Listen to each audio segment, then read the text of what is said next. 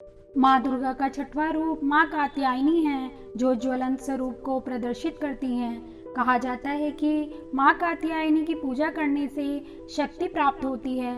इतना ही नहीं, माँ कात्यायनी अपने भक्तों को सुख और समृद्धि का भी वरदान देती हैं।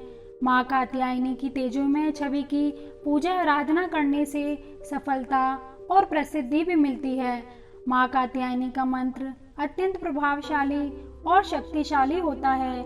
विधि अनुसार माँ कात्यायनी की पूजा करने से वह प्रसन्न होती हैं। माँ कात्यायनी की पूजा में लाल गुलाब अवश्य अर्पित करना चाहिए। अगर आप लाल गुलाब अर्पित ना कर पाएं तो भक्त कोई भी लाल फूल अर्पित कर सकते हैं।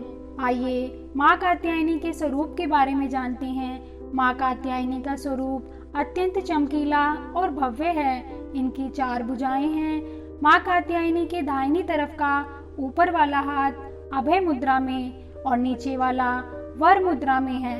बाईं तरफ के ऊपर वाले हाथ में तलवार और नीचे वाले हाथ में कमल पुष्प सुशोभित है।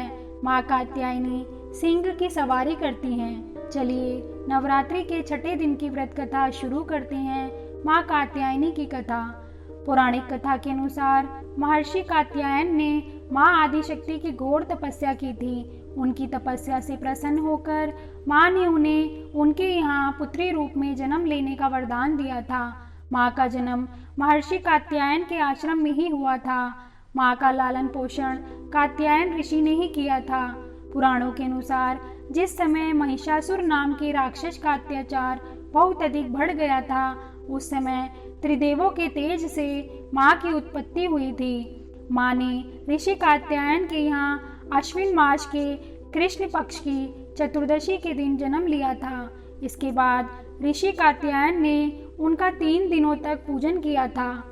माँ ने दशमी तिथि के दिन महिषासुर का अंत किया। इसके बाद शुंभ और निशुंभ ने भी स्वर्गलोक पर आक्रमण करके इंद्र का सिंहासन छीन लिया था और नवग्रहों को बंधक बना लिया था। अग्नि और वायु का बल पूरी तरह उन्होंने छीन लिया था। उन दोनों ने देवताओं का अपमान करके उन्हें स्वर्ग से निकाल दिया था। इसके बाद सभी देवताओं ने माँ की स्तुति की। इसके बाद माँ ने शुंभ और निशुंभ का भी वध करके देवताओं को इस संकट से मुक्ति दिलाई थी, क्योंकि माँ ने देवताओं को वरदान दिया था कि वह संकट के समय में उनकी रक्षा अवश्य करेंगे। इस तरह व्रत कथा संपन्न हुई। चलिए माँ कात्यायनी की पूजा विधि के बारे में जान लेते हैं। माँ कात्यायनी की पूजा करने से पहले साधक को शुद्ध होने की आवश्यकता है। साधक को पहले स्नान करके साफ वस्त्र धारण करने चाहिए। इसके बाद पहले कलश की स्थापना करके सभी देवताओं की पूजा करनी चाहिए। उसके बाद ही माँ कात्यायनी की पूजा आरंभ करनी चाहिए।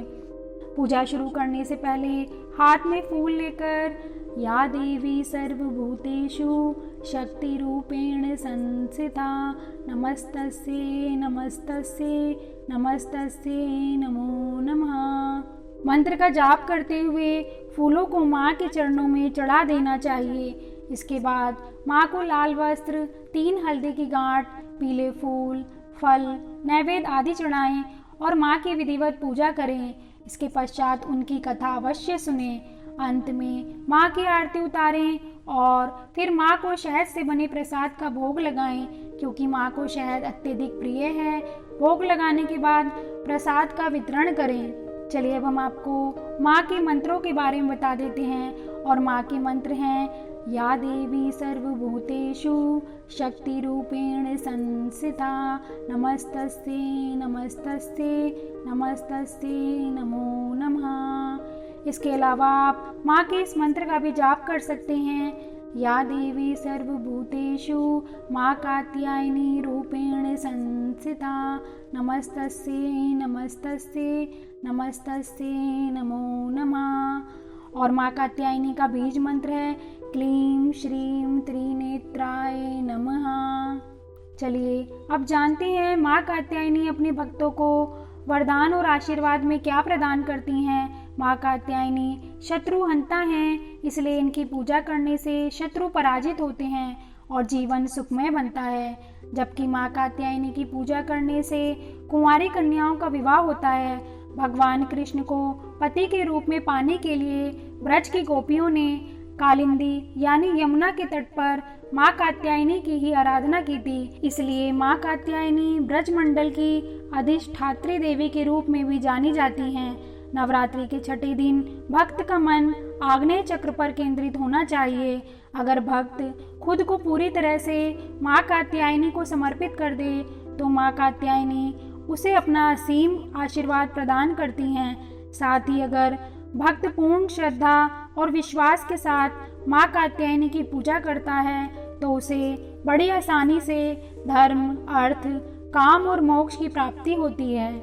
दोस्तों, अगर आपको हमारी वीडियो पसंद आई हो तो कमेंट करके जय माता दी अवश्य लिखें और हमारे चैनल को सब्सक्राइब करना ना भूलें। Thank you.